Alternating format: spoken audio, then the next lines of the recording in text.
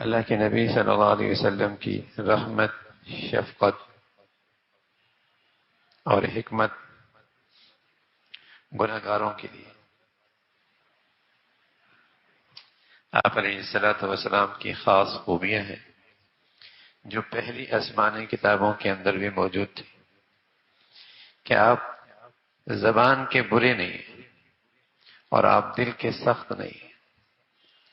فَبِمَا رَحْمَةٍ مِّنَ اللَّهِ لِنتَ لَهُمْ وَلَوْ كُنْتَ فَظًّا غَلِيظَ الْقَلْبِ لَانفَضُّوا مِنْ حَوْلِكَ فَاعْفُ عَنْهُمْ وَاسْتَغْفِرْ لَهُمْ۔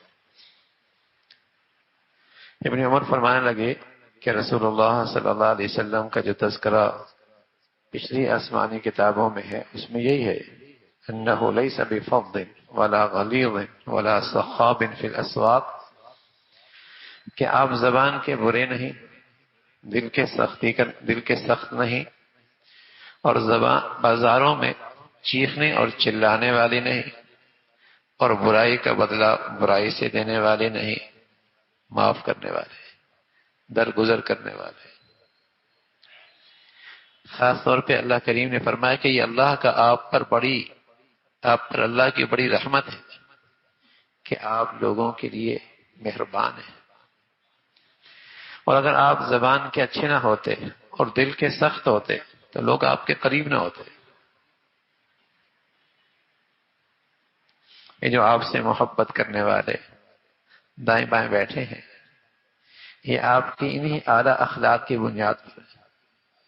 آپ زبان کے میٹھے ہیں، دل کے بڑے مہربان ہیں، آپ دل و جان سے بڑے خیر خواہ ہیں، یہی اعلیٰ اخلاق ہے۔ تو ایک نوجوان آیا اور آپ کی مجلس میں آیا اور کہنے لگا، یا رسول اللہ، مجھے زنا کی اجازت دے۔ کتنی بڑی بات کہہ دی اس نے، اس مجلس کا ادب، اور آپ علیہ الصلوۃ والسلام جیسی ہستی اور ایسی گری ہوئی بات،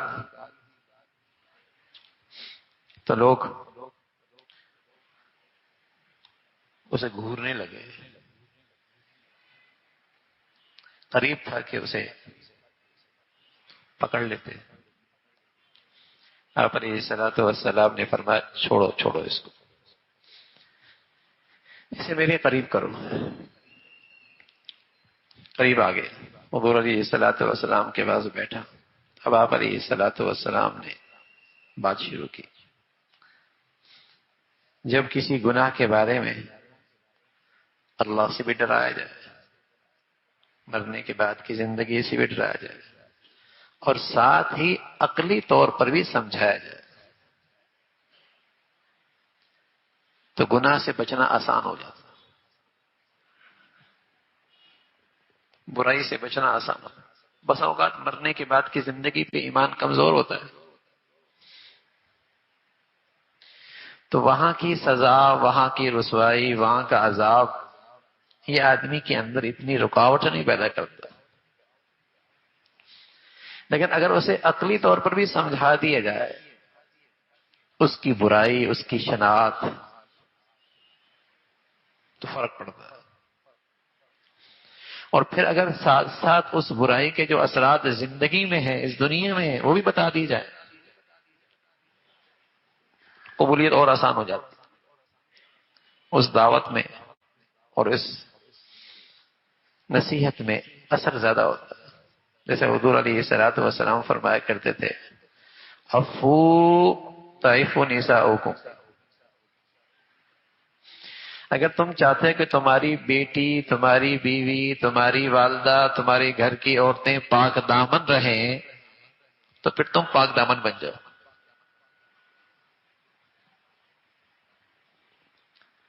تمہاری پاک دامنی کے مبارک اثرات تمہارے پورے گھر پہ پڑیں گے۔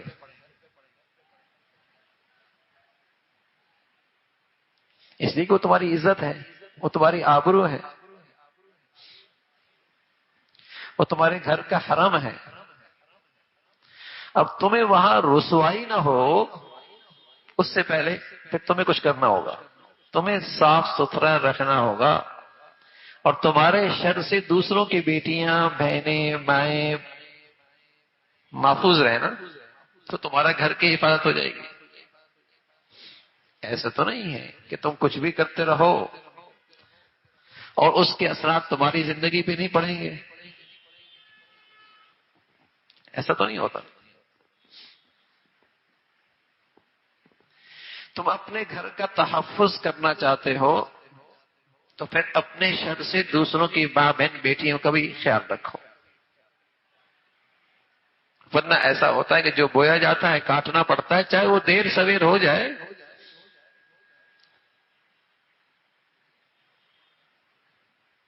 لیکن اس کے اثرات پھر پڑتے ہیں۔ تو پیارے رسول صلی اللہ علیہ وسلم نے اس انداز سے نصیحت فرمائی، عقلی طور پر بھی اس کے نقصانات، بات نصیحت اثر کرتی ہے۔ ڈانٹا نہیں، برا بھلا نہیں کہا، دھتکارا نہیں، غصے نہیں ہوئے، برائی سے نفرت ضرور ہو، برے سے نہیں، برائی سے نفرت ہو، برے سے نہیں۔ گناہ سے نفرت ضرور ہو، گناہگار سے نہیں۔ کیا پتا وہ گناہگار کیسی توبہ کر لے، بڑے بڑے نیکوکاروں سے آگے بڑھ جائے، اس کی خلوت اور تنہائی کا ایک آنسو میرے سینکڑوں نوافل پہ بھاری ہو جائے۔ مولا کے خزانہ میں تو کوئی کمی نہیں ہے نا۔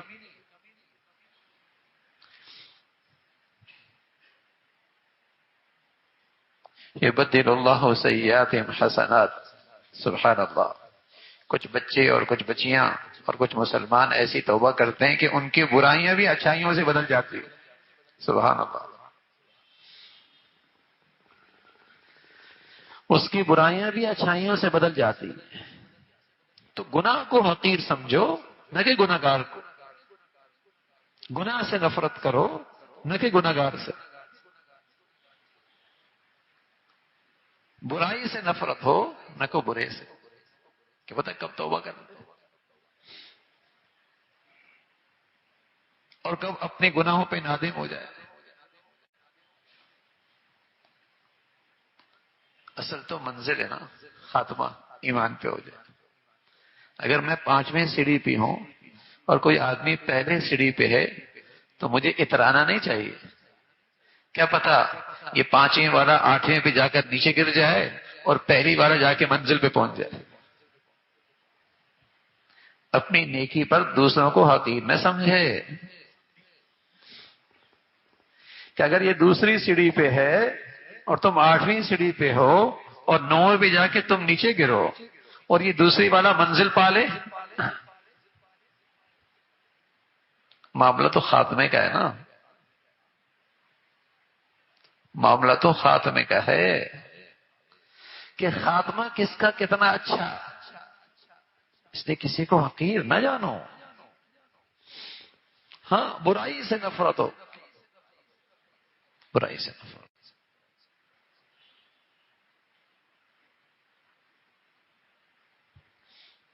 بیمار ہوتا ہے نا، آپ برائی، بیمار کی بیماری تو نہیں پسند کرتے، لیکن بیمار سے تو نفرت نہیں کرتے نا۔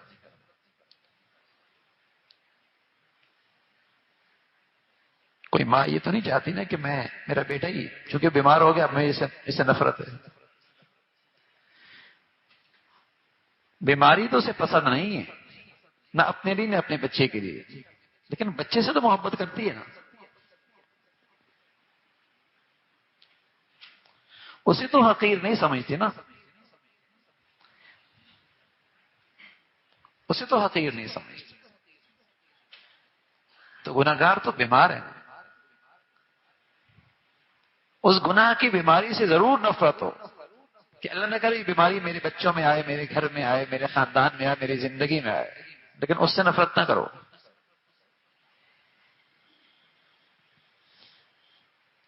اس سے نفرت نہ کرو۔ تو پیارے رسول صلی اللہ علیہ وسلم کی خدمت میں وہ آ کر کہنے لگے یا رسول اللہ اجازت دیں۔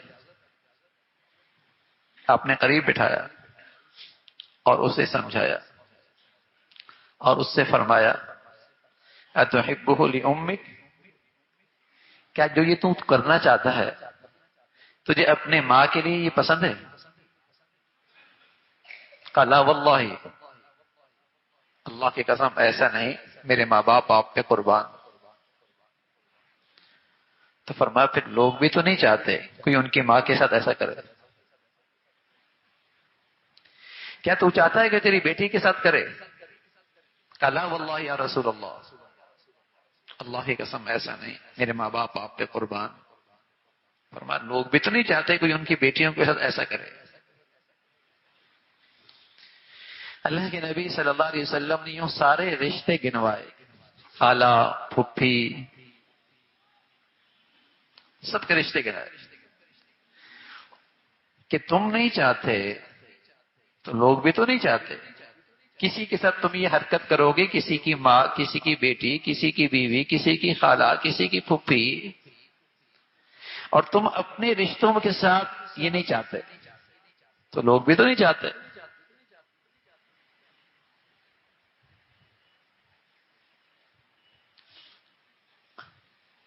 یہ عقلی طور پہ برائی دل میں بٹھا دی، عقلی طور پہ اس برائی کی برائی دل میں بٹھا دی۔ دل میں کیا ہے بس وقت چہرہ بتا دیتا ہے کہ زمین کتنی زرخیز ہو گئی بیج ڈالنے کے لیے، اب اس کے اندر بات قبول کرنے کی کتنی صلاحیت آ گئی ہے، چہرہ بھی بتا دیتا ہے، آنکھیں بھی بتا دیتی ہیں کہ دل کی کیفیت کیا ہے۔ آپ جانتے ہیں نا غصہ بہت ہو، اندر کسی سے اندر خوشی ہو تو چہرہ بتا دیتا ہے نا، اور اندر غم ہو تو چہرہ بتا دیتا ہے نا۔ ایسے ہی بات قبول کرنے کی صلاحیت پیدا ہو گئی دل کی دنیا میں، زمین زرخیز ہو گئی، بات کا اثر لے رہا ہے۔ اللہ کے نبی صلی اللہ علیہ وسلم پہچان گئے۔ اب آپ علیہ الصلوۃ والسلام نے دعا دی، اب دعا دی، جب دیکھیں نا رجوع ہے، اس میں طلب ہے، تو پھر دعا دی۔ یہ دعا ہے نا، دوا ہے، لیکن یہ دوا وہی کام کرتی جہاں اندر دوا قبول کرنے کی صلاحیت بھی ہو، ورنہ تو میرے نبی سب کے لیے دعائیں کر رہے تھے، سب ایمان لے آتے، لیکن بلال کے حق میں قبول ہو گئی، عمر ابن خطاب کے حق میں قبول ہو گئی، ابو جہل کے حق میں قبول نہیں ہوئی۔ دعائیں تو دونوں کے لیے کی تھی، قبول کس کے حق میں ہوئی؟ عمر ابن خطاب۔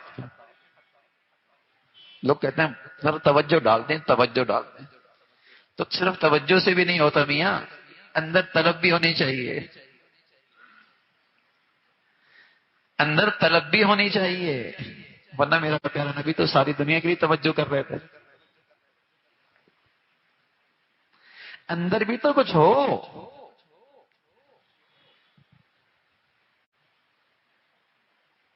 چاہے نا میں اللہ کا بننا چاہتا ہوں، میں گندگیوں سے بیزار ہو گیا ہوں، میں اپنی ان گندگیوں سے دستبردار ہونا چاہتا ہوں، چاہے نا اندر سے، تو جب دیکھا کہ دل کی دنیا زرخیز ہو گئی، یہاں قبولیت کا بیج ڈالا جا سکتا ہے، تو رسول اللہ صلی اللہ علیہ وسلم نے پھر دعا کی اور اپنا ہاتھ اس نوجوان کے سینے پہ رکھا اور یوں دعا کی، اللہم اغفر ذنبہ وطہر قلبہ وحسن فرجہ فلم یکن بعد ذلك الفتى یلتفت الى شیء۔ اے اللہ اس بچے کی، اس نوجوان کی خطا کو معاف فرما، اس کے دل کو صاف فرما اور اس کی شرمگاہ کی حفاظت فرما۔ سبحان اللہ، یہ اللہ کے نبی کی دعا اور اس کے دل میں سچی چاہت اور طلب، کیا ہوا؟ فرمایا زندگی بھر پھر اس برائی کی طرف خیال نہیں آیا، پھر اس گندگی کی طرف خیال نہیں گیا۔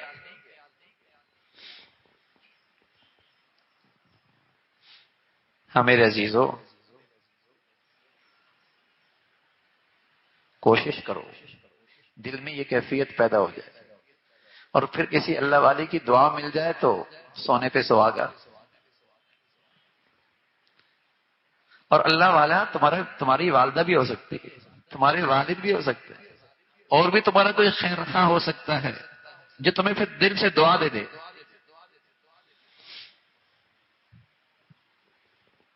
دل سے تمہیں دعا دے دے، لیکن تمہارا دل بھی تو چاہے نا اندر سے، بات بن جائے، بات بن جائے۔ تو پیارے رسول صلی اللہ علیہ وسلم نے اس خطا کار نوجوان سے نفرت کا اظہار نہیں کیا،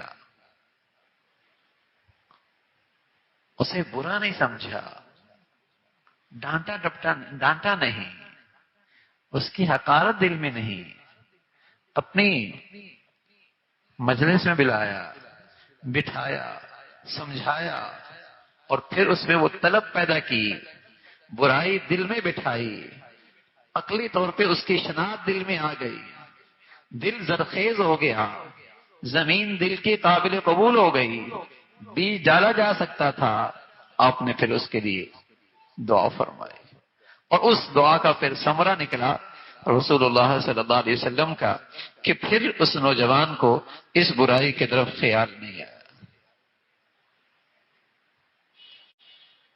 یہ بھی ایک انداز ہے تربیت کا کہ آخرت سے بھی ڈرایا جائے، قبر حشر سے بھی ڈرایا جائے،